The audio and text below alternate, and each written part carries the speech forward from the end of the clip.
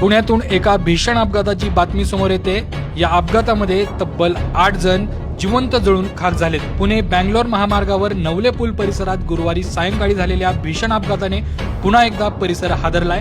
2 container आणि एका कारचा झालेला जबरदस्त अपघात काही क्षणातच 8 जण जिवंत जळून खाक झालेत, तर तब्बल 20 ते 22 जण जखमी झालेत। सायंकाळी 5:30च्या सुमारास कात्रज बोगद्याकडून दरी पुलाकडे येणारा एक कंटेनर उतारावर भरधाव वेगात जात असताना अचानक त्याचे ब्रेक फेल झाले।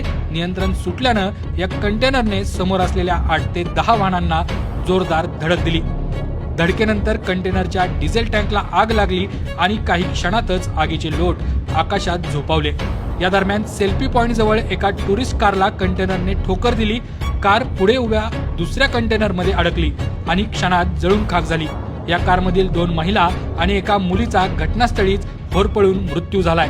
कंटेनर चालक आणि त्याचा क्लीनर यांचा देखील आगीत होरपळून मृत्यू झालाय। अत्यंत भीषण असा अपघात पुण्यातील नवले पुलावर झालाय।